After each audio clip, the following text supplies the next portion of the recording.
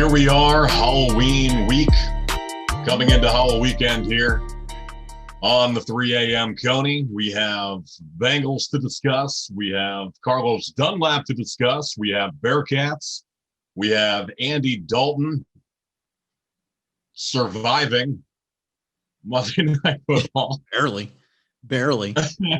You got a costume this year? You got a costume this year? Do I what?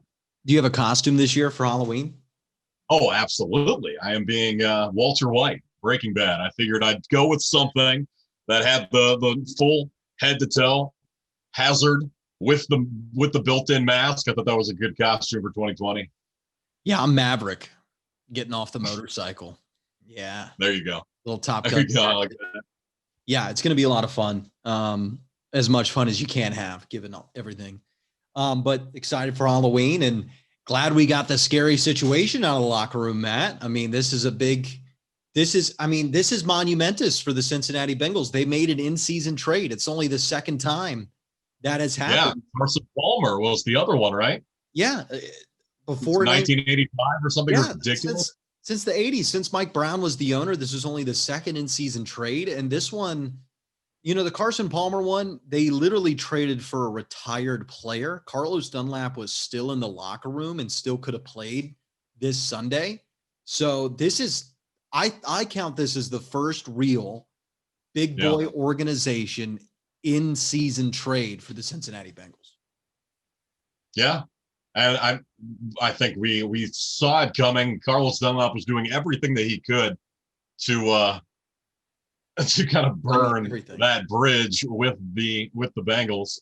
We saw that little video at the end of last game with him yelling at the coaches or saying something, and then he threw his apartment up for sale on Twitter. So he has since deleted that post, but that was he was ready to get the hell out of Cincinnati. I think his real estate agent was like, "Hey, you might want to hold on to that for a second. That property." You're in a good school district. You can't lie about this posting on Twitter. Hey. He definitely got that type of message from somebody. But hey, man, I hope Carlos has success. Whatever. He didn't want to be here with this coaching staff. Whatever. He didn't want to buy into the culture, whatever. But he sure did want to pat Joe Burrow on the back every time he came off the sideline because he wanted to end up on TV. So at least there's that. And he's gone. Smart of him. I mean, he's gone. And this is a big deal. Okay. It's a big deal for numerous reasons. One, it's a big deal because the front office is siding with a coach in this situation. It's a big deal because Zach Taylor, Chad did the same things with Marvin on his way out. He did the exact same stunts, talking about getting traded everywhere, begged to be traded, and they never did it.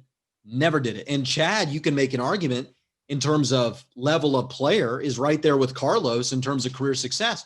Carlos has 82.5 sacks. Carlos was one of the more dominant pass rushers in the NFL for a while. Chad, similar type of career elevation, right? Pro bowler, potential all-pro, one of the best in the league that's doing it. Same type of situation. And Marvin could not get the front office and Mike Brown to trade the guy. Couldn't get it. Mike Brown held on to it as a point of pride to hold on to Chad. And so what this means to me is Zach Taylor's not going anywhere unless this thing is 2-14 or 2-13-1 or 3 wins or just 4 wins. If they get to 5 wins, he's back next year because I would say it. Joe Burrow's coming out and saying, not just saying the defense that you have to say, he is going out of his way to give extra quotes to the media about how Zach Taylor's helping his progression, his development, how it's such a great room that he's in, how much he's learning. He's got plenty of smart people around him and behind him. So if he wanted to get rid of the coach, he'd know exactly what to say. Right. And it wouldn't cause a controversy, but it's not going to make anybody think that you're rushing to defend the guy. And that's the whole locker room other than Carlos Dunlap right now. Yeah, that's what it seemed. We were hearing the rumors that, Zach Taylor has lost this team or there's something going on in the locker room. It seems, thus far that it's only been Dunlap.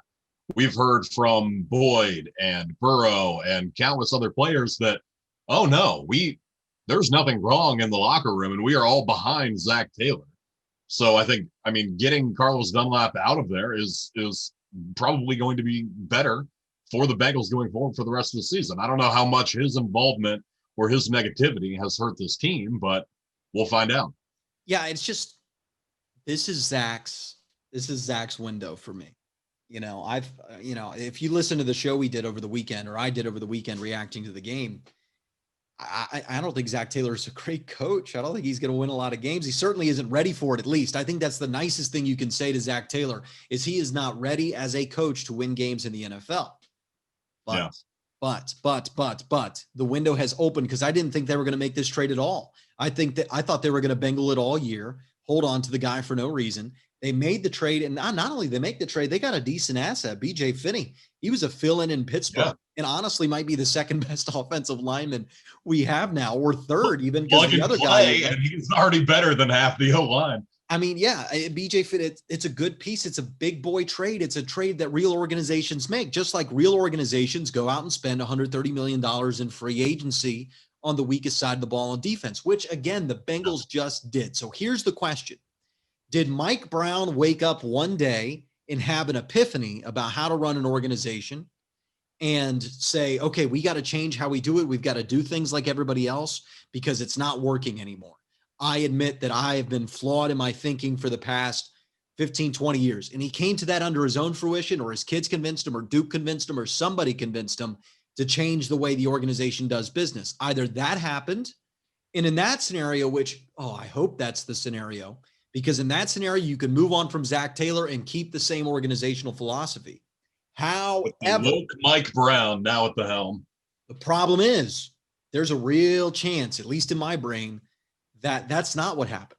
That, in fact, the only reason that the culture has changed the way it has to where they will spend money in free agency, they'll make a midseason trade. They might make another midseason trade.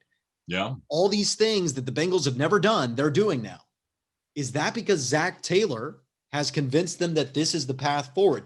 And if that's the case, that's honestly the worst case to be in, because then, Cincinnati Bengals fans, you'd much rather have Zach Taylor develop into a coach if he's the only reason the organization will keep this type of culture, this type of front office movement.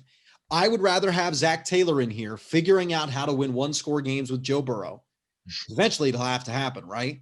Then change Zach Taylor out and bring in a guy like, I don't know, Marvin-esque, who the organization will wrestle control back from, and then they'll do things the old way again because the old way worked better. That's not. Yeah, no, I mean, this is enough of a shock, enough of a culture change, even if it is Zach Taylor being the one who's just, hey, Mike Brown, let's do this. We've never done this. Let's try it. We need to do this to have success. I mean, I think at that point he can go to 13-1 and he'll still be here for 3 more years. And Cincinnati fans might be okay with that because at least under Marvin Lewis, it was consistently terrible. Like, if we get to the playoffs and then it's the same thing and they keep losing and it's the same blunders that we had during the Marvin Lewis era, then sure. But you can call everything a rebuilding and building your team around Joe Burrow and under Zach Taylor's system for another year or two and not expect playoff success yet. If this team gets good enough to make the playoffs, they will be good enough to win games. Why? Because if they're good enough to make the playoffs, that means the defense is at least competent, the offensive line is at least competent, and we have Joe Burrow. Yeah. This weekend should have confirmed it for all of you. You have an elite quarterback here for the next 10 years. He will win MVPs. That is a guarantee, barring health. He will win MVPs. He will be All-Pro. He will be a Hall of Famer. Again, barring health. Will we win Super Bowls? That's up to this organization. That ain't up to Joe Burrow.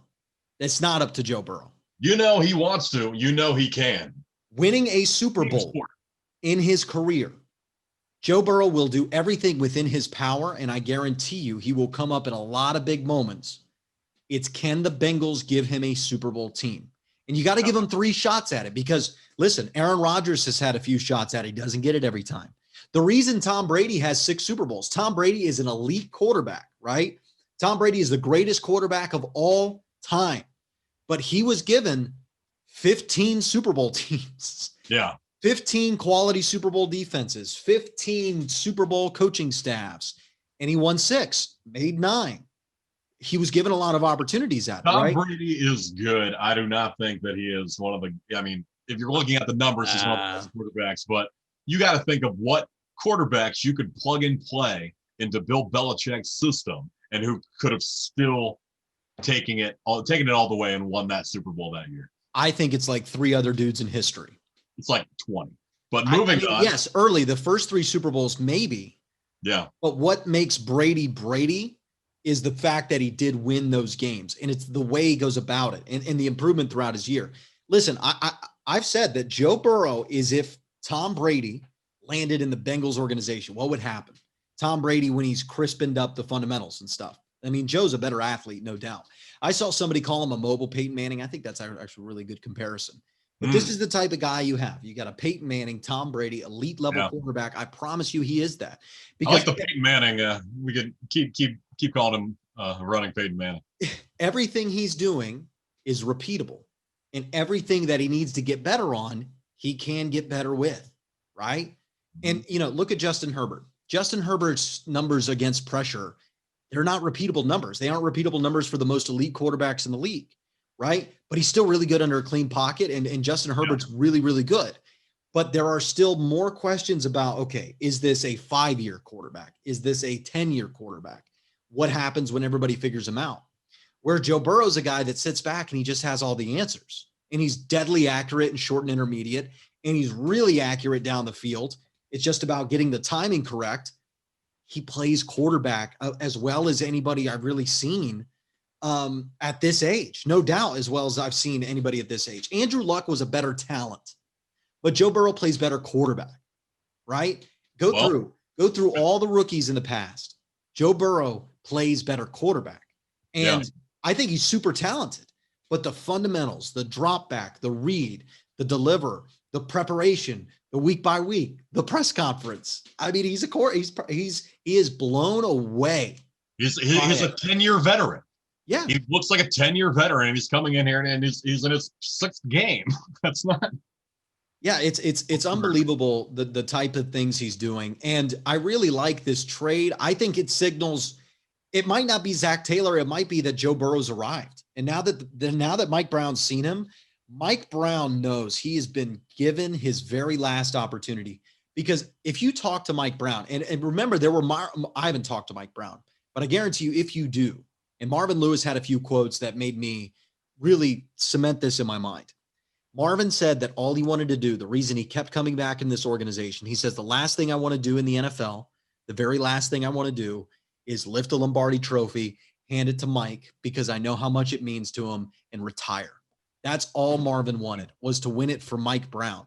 And as much as we all hate Mike Brown, the people that meet Mike Brown, the people that are around Mike Brown, they don't hate Mike Brown. They think he's a good dude. They think he's loyal, right? So this organization and Mike himself knows that to achieve the goal that he set out for himself, that him and his dad tried to achieve in Cincinnati, this revolutionary organization that copied the colors and stayed in the same state of one of the most popular organizations in the history of pro football in Cleveland, literally the birthplace of football with the Cleveland Browns.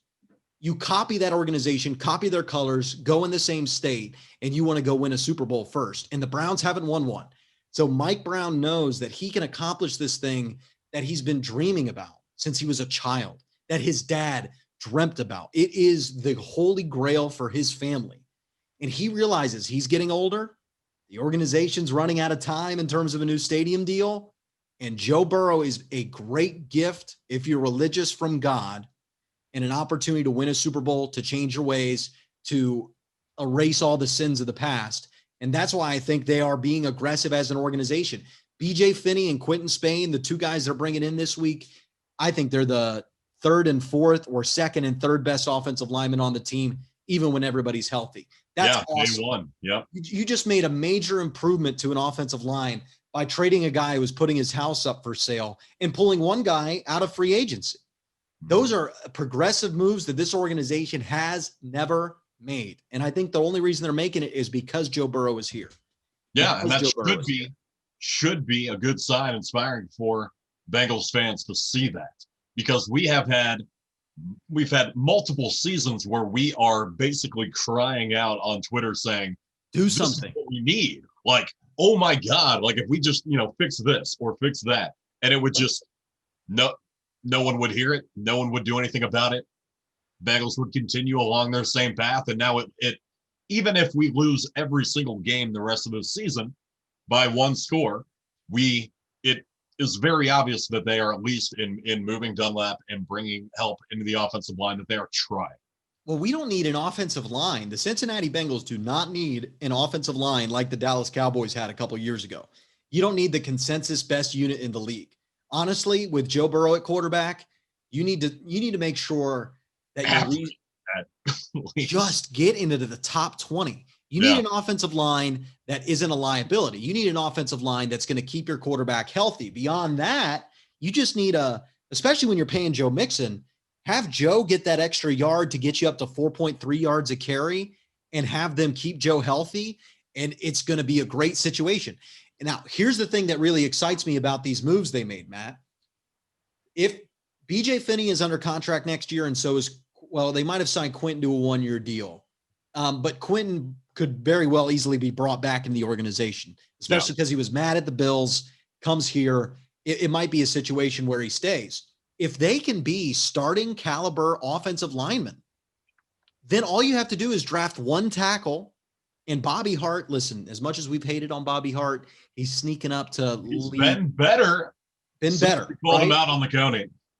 I thought he was always a solid run blocker. He's getting a little better in pass protection, but he's hurt now. So you still need to draft a tackle, whether Bobby Hart is the starter next year or not. You need to draft one, probably in the first round. You draft a tackle, and then instead of a situation where, God, we need to draft a tackle and a guard and a backup center and another guard and another tackle.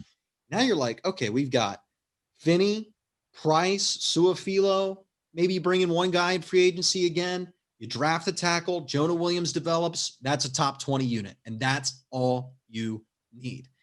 Then you can spend that second round pick on a pass, or you can spend the first round pick. What if there's a frontline pass rusher available? Yeah. If there's a frontline pass rusher available and BJ Finney and Quentin Spain work out as starting level players and are back on the team next year, I would much rather go draft the pass rusher than an offensive lineman. I really would. And that's a crazy thing to say. Yeah. That's a crazy thing to say from where we were after that Eagles game when he took 8 sacks, or after the Ravens game when they couldn't stop the blitz. And that's why these midseason trades are so important. They're so unbelievably important because you can change the way your roster is shaped and formed to be able to be more flexible in the draft moving forward, to draft best player available instead of position of need. Yep. I love this move from the Bengals. I think it could really work out to open that Super Bowl window for 2021. I know we don't want to talk about that. It's kind of crazy. You want to focus on a playoff win, but with a quarterback on a rookie contract, goal every year. It's got to be within the realm of thought for 2021 if this organization's on pace. Yeah. Yep, agree 100%. Anything else to say about last week's game before we move on to the Titans? No, last week I don't want to talk. You already had your post game thoughts there. Yeah, that was a draining episode, to say the least. I was in a fine mood. It wasn't a situation where the Colts one was rough, because that was the true end of the season. End of we could be the playoff team out of nowhere. That was the end of it. The Browns one was, wow, oh my God, Joe Burrow's so good, and we lost. Okay, well, that's not good. But at least Joe Burrow's great. Seems to be the headline here. Yeah, and we'll get into the game this week. You actually want to get into that game right now, Bengals versus Vegas? I know it went 0-2 last week. Yeah, let's do that. You went 0-2, so you picked Browns to cover 3.5. And you picked under the 50.5. I took the Bengals and the over. Bengals and over hit. I am at 8-4. Bengals shouldn't have hit. There was a missed extra point. 5-7. There was a missed extra point. That Bengals shouldn't have hit. Missed extra point is the killer. Man. So well, this week against the Titans, we have Bengals plus 5.5. Over under set at 53.5. What do you think? There's a lot of numbers that say I should pick the Bengals. And the problem is that we're just not there yet. I mean, we're so far from there yet in a lot of positions that it becomes impossible to pick them in these games at this point now. Because in the beginning of the season, you kind of have a pipe dream. Okay, guys get better. They end up being league average. Okay, they can figure it out. But there's such major problems, and some of it's due to injury, and some of it's due to coaching. Lou Anaruma's been going out there saying we can stop the run now. I think that's crazy. I think that you had a team that was experimenting against you because they knew they were going to kick your ass all day in Baltimore. You think they were really worried about running the football, or they were worried about trying to teach their quarterback how to throw?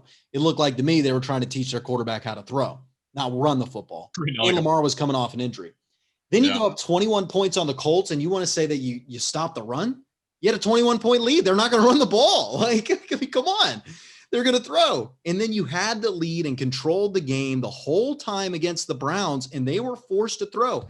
I had Browns fans texting me, well, we're going to have to throw to win this game. That means we're going to lose. So they weren't focused on, needed to, or take advantage of the run because the pass game is so successful and so easy. I still don't know how Baker pulled that out after his terrible 0-7 start with a pick. Ended up going 20 straight passes from 4 touchdowns.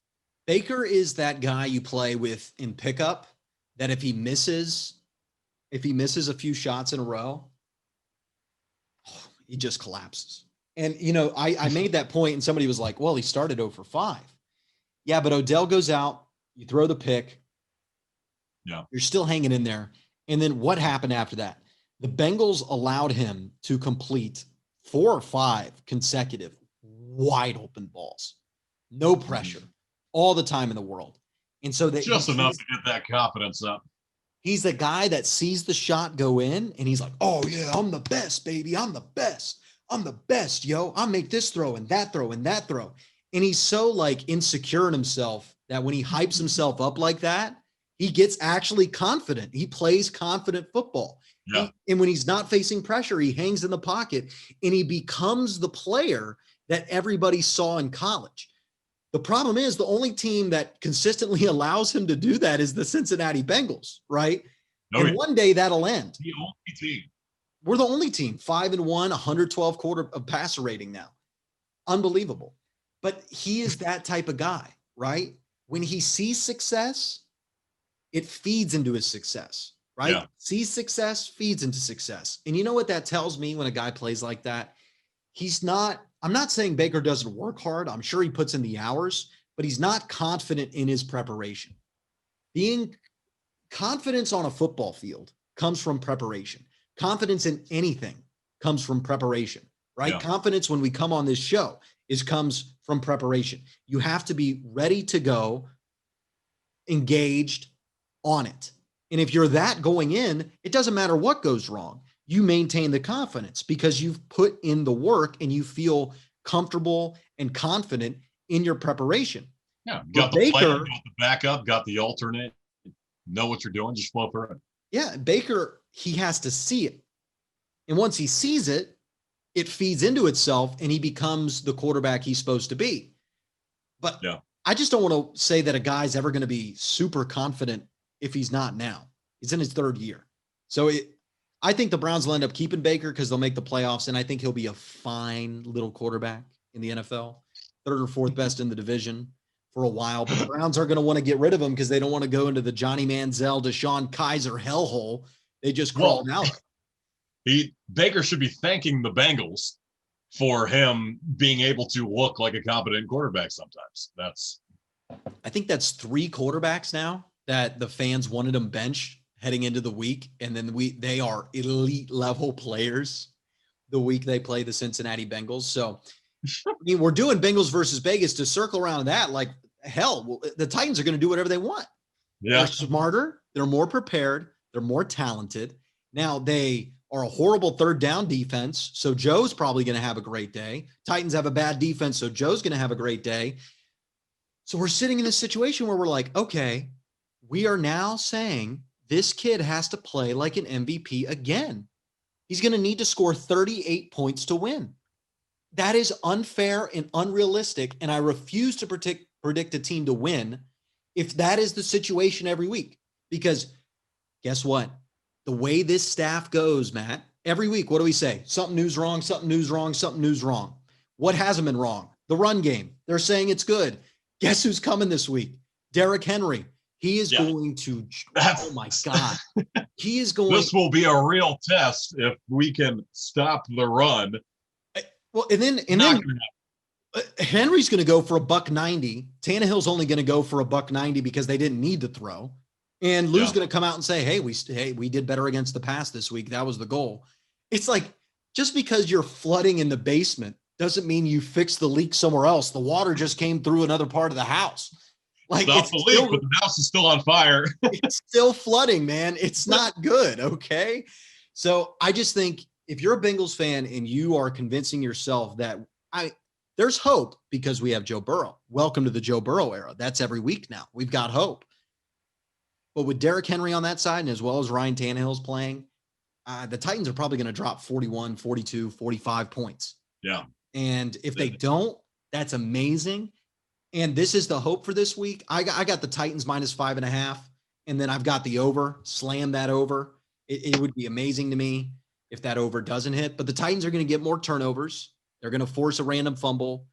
They're going to be situationally cleaner and crisper than the Bengals because they have a better coaching staff. And that's what's going to matter in a game where both defenses kind of suck. The Titans defense sucks less. And that's going to be the difference in this one. Yeah. With +5.5, I'm going to give you an opportunity to maybe catch me here. I'm definitely going to take the over, but I will take the Bengals points. Thinking they will probably lose, but at least keep it close. Garbage touchdown at the end, and that'll pretty much be it. Yeah, I see that definitely. And I could see the Bengals winning this game. And this presents a really great opportunity, right? Because, and this is a great thing about in-season trades, is you get a little reset button. So imagine this situation. With 3 offensive linemen hurt, they literally have strength coaches in practice right now standing in for offensive linemen. Yeah. Imagine if Zach Taylor convinces the front office to execute a trade, gets rid of a bad locker room presence. All the players support him. They find a way to beat the Titans. Things look better on defense. Everybody talks about, oh, we were such a harmonious locker room and sideline today. We were all one unit working together and pushing forward. And we pulled this upset against Tennessee. Now you get to go into bye week and everybody's going to be like, oh, they did it without these offensive linemen and nobody's on the defensive line and they upset the Titans and Carlos was the problem. And then you get a bye week going into Pittsburgh. And now you've got 2 fresh offensive linemen. One is a former Steeler that gets to then start against Pittsburgh, who are going to be coming off a stretch against the Ravens and I believe another tough opponent heading into a bye. And you'll have an opportunity to pull the real upset that will make every Bengals fan love you forever. Okay? Zach Taylor can be the 5-year head coach of the Cincinnati Bengals if he wins the next 2 games. If he wins the next 2 games, that article I wrote about how we should fire Zach Taylor, I will rewrite an article about how stupid I am. Okay? Because this is what an in-season trade does. It gives you an opportunity to reset the message. If they go out and win this week, the message is we're finally done with the old guys, the old attitude. We're moving on. And you can blame Carlos for the start. You can blame Carlos for 5-1. You really can, in a locker room, in an attitude, in a city. Yeah. And then you move forward with a fresh start after the bye where you get Pittsburgh. And oh my God, if they find a way to upset Pittsburgh, if they beat Tennessee, none of this is going to happen, by the way. But if it does, now you're looking to happen. This sounds like a prediction on your end right now. if they're 3-5-1 with a win against Tennessee and Pittsburgh, the two undefeated teams that just played, and they had gotten rid of Carlos Dunlap and they're getting healthier, they have the easiest 4-game stretch of their season, it'll be a playoff team. That's the type of stretch that Zach has been talking about, that winning streak. And I don't think it's going to happen. Yeah, to do a quick little rest of the season check here. We got hard, easy, hard. After the bye, or we got Titans. After the bye, we'd have Steelers. Then we'd have Washington, easy. The Giants, easy, Dolphins, and the Cowboys. Easy. Win.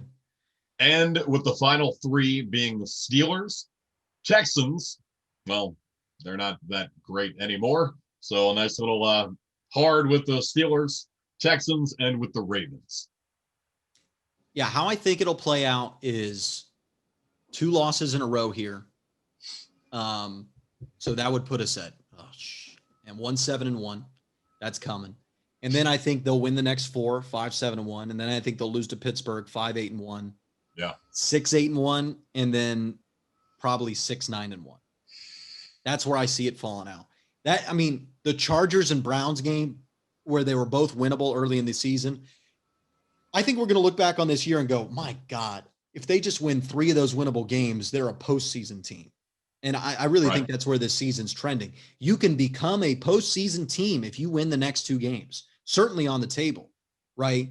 To be a postseason team, if they win the next 2 games, if they win the next 2 games, they should be a hard sleeper team to sneak in the back door of the playoffs.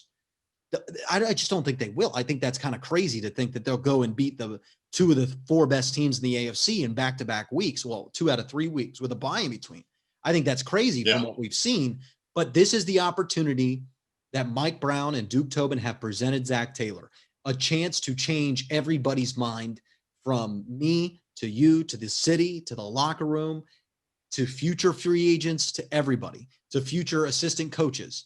This 2-game stretch could change it all. If they get blown out back-to-back weeks, Zach Taylor ain't here in 2021. So we're at the crux of this era, and he has a real opportunity here. And I'm excited for it. I'm excited to see it play out, however it does. In the middle meat of this season, where we are trying to decide what is happening going forward. I kind of want them to win both games so that you have to write an article about how stupid you are. I would read that and I would smile. All right, moving on. Let's end real quick with Andy Dalton. How did you feel about that hit and the rest of the Cowboys team not really coming to his defense? I feel like if that happened to Joe Burrow, you'd have half the team coming off the sideline trying to destroy. If that happened to Joe Burrow at Paul Brown Stadium, there were 70,000 fans there. There's a few fans that are going to get arrested that day. Okay. Yeah. And that's absolutely. That's what like leadership.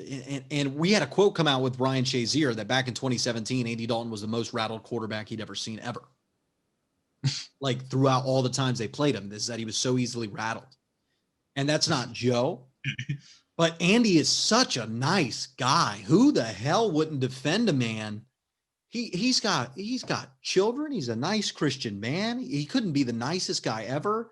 He's stepping into this situation, barely making $1 million, and he's your backup quarterback. And these guys, the Cowboys are. And he's in there being as positive as he can, talking about Dak's going to come back stronger. I didn't want this, but you know what? We're going to win games. I'm Andy Dalton, guys. You saw I had a great season in Cincinnati, and for some reason, they just kind of watched him and went, oh, man, is he dead?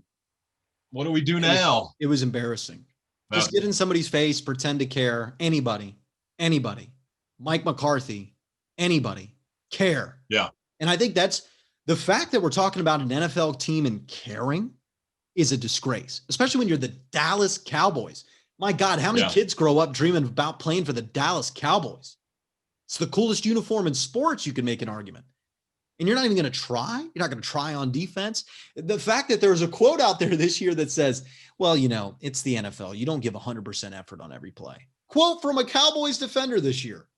Oh, all right. Okay, yeah. I wouldn't admit that out loud, buddy. Okay. Yeah. You're getting paid enough to give 110% every goddamn play. This isn't the Premier League where you're the left wing and the ball's on defense and you're just walking back. This is the NFL. It's a whistle, 4 seconds, whistle. You better be sprinting. You have to. That's the sport. If you're not sprinting full go, you will lose. I mean, that's why football's so appealing, is these guys are going full speed. And the fact the Cowboys don't think they need to go full speed, and it just shows they do not care. They do not have a coach that knows how to get them to care. It's an embarrassment to the game that they don't care. And I said this when the pandemic happened. I said, well, with no fans, I'm kind of worried that somebody won't care. And then I thought, no, they're professional athletes. They'll always care. They're competitive, especially after I watched the NBA. That's not true. Not true. I mean, every Cowboy is going to get to show their character over the next few weeks. Forget Mike McCarthy, forget everything. And the fact they let what happened to Andy happen, the fact they didn't respond, move, think, react, care. Punch someone. It's like, Come on. Care a little bit. He's a man. He's a man that's wearing your uniform. Like, when I would play team sports, I used to hate dudes on my team. I thought that they were just annoying, horrible leaders. But if someone cleated them in the throat, you bet you're sweet butt you're going to run out there and defend them. That's your job. You're on the same team, right? And that's what team sports is about. And the Cowboys are just a bunch of individual mercenaries like the Mandalorian. That starts tomorrow. That'll be a lot of fun. Nice. There you go. Not sponsored, but available. No, available certainly. Watch it.